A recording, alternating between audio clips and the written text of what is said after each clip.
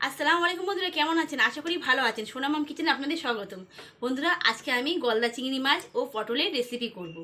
তো আপনারা সবাই খেয়েছেন চিংড়ি মাছ ও পটলের রেসিপি। আজকে আমি গলদা চিংড়ি মাছ দিয়েই করে দেখাবো আপনাদেরকে। তো আসুন রেসিপিটাকে শুরু করা যাক। আজকে আমাদের জলকার দিয়ে মাছ ধরে নিয়ে এসেছি গলদা চিংড়ি মাছ। এই মাছগুলোর মধ্যে কিছুটা মাছ নিয়ে আমি রেসিপি করব পটল চিংড়ি। তো এর মধ্যে দিয়ে আমি বেছে নেব কিছুটা মাছ।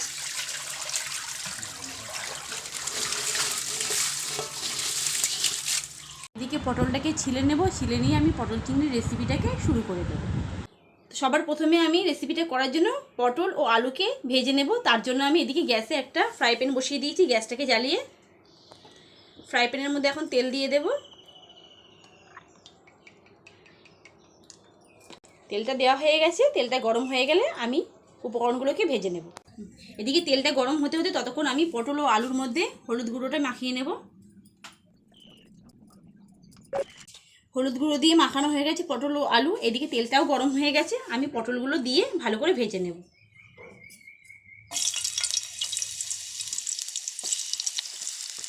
পটলগুলো দিয়ে দিয়েছি। এখন আমি পটলগুলোকে ভালো করে উল্টে পেটে ভেজে নেব। এগুলো আমার ভাজা হয়ে গেছে। আমার এখন পটলগুলোকে উঠিয়ে নিয়ে আলুগুলোকেও ভেজে নেব।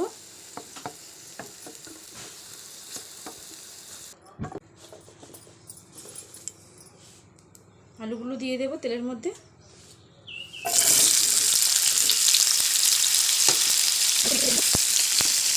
এদিকে আলুটাও ভাজা হয়ে এসেছে। আমি এখন গলদা চিংড়ি মাছের মধ্যে লবণ ও হলুদটাকে মাখিয়ে নেব। লবণ দিয়ে দিলাম পরিমাণ মতো, হলুদ গুঁড়ো দিয়ে দিলাম, দিয়ে ভালো করে হাতের সাহায্যে মেখে নেব। আলুটা প্লেটে উঠিয়ে নেব।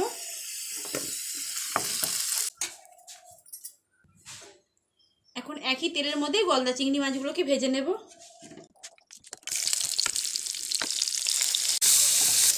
গলদা চিংড়ি মাছগুলো আমার ভাজা হয়ে গেছে। আমি এখন উঠিয়ে নেব প্লেটের মধ্যে।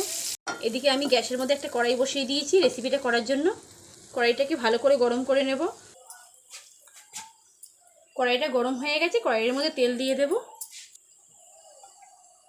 তেলটাকে ভালো করে গরম করে নেব। তেলটা গরম হয়ে গেছে। তেলের মধ্যে 2 পিস শুকনো লঙ্কা ও তেজপাতা 1 পিস, কিছুটা গরম মশলা দিয়ে ভেজে নেব হালকা করে। গ্যাসটা লোতে দিয়ে ভাজতে হবে। মশলাগুলোকে হালকা করে ভেজে নিয়েছি। এখন আমি পেঁয়াজ দিয়ে দেব। পেঁয়াজ কুচি দিয়ে ভেজে নেব ভালো করে, লাল লাল করে। পেঁয়াজটা ভালো করে বাদামি কালার করে ভেজে নিয়েছি। এখন এর মধ্যে আমি আদা রসুনের পেস্টটা দিয়ে দেব 3 চামচ। দিয়ে ভালো করে কষিয়ে নেব। মশলাটা কষতে কষতে এদিকে আমি গুঁড়ো লঙ্কা দিয়ে দেবো মশলার মধ্যে পরিমাণ মতো, দিয়ে ভালো করে কষিয়ে নেব। হলুদ গুঁড়ো দিয়ে দেব, স্বাদ মতো লবণ দিয়ে দেব, দিয়ে ভালো করে কষিয়ে নেব। সামান্য একটু জল দিয়ে দেব।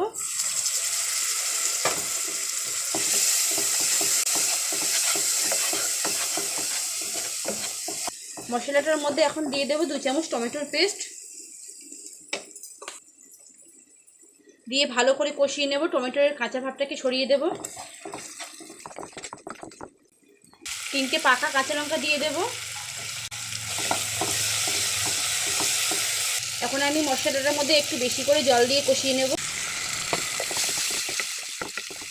মশলাটাকে ভালো করে কষিয়ে নিয়েছি। এখন আমি আলু ও পটলটাকে দিয়ে ভালো করে কষিয়ে নেব।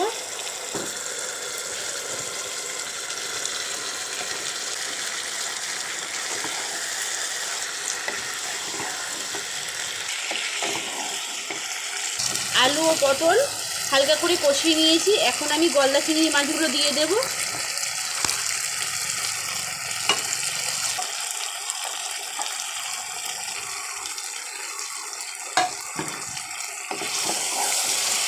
দিয়ে ভালো করে কষিয়ে নেব।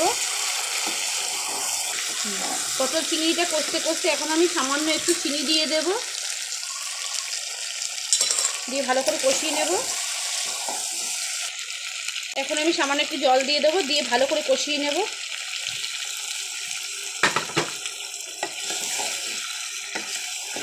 দিয়ে কিছুক্ষণের জন্য ঢেকে দেব।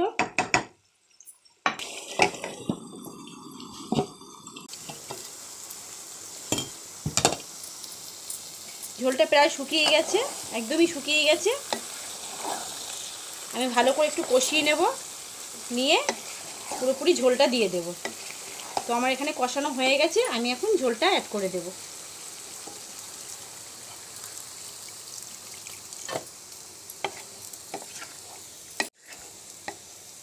এখন আমি 10 মিনিটের জন্য ঢেকে দেব, দিয়ে ভালো করে ঝোলটাকে ফুটিয়ে নেব।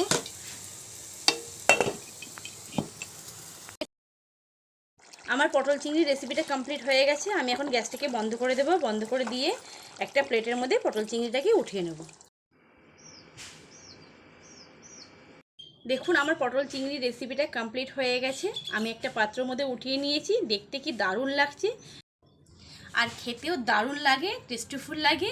আমি যে প্রসেসে বানিয়েছি আপনারাও সেম প্রসেসে বানাবেন, দেখবেন খুবই সুন্দর লাগবে, অসাধারণ লাগবে খেতে, দারুণ টেস্টিফুল লাগবে। তো বন্ধুরা একবার হলেও আপনারা বাড়িতে ট্রাই করে দেখবেন, বানিয়ে দেখবেন, আর কমেন্টে আমাকে জানাবেন। আমি আপনাদের কমেন্টের অপেক্ষায় থাকবো।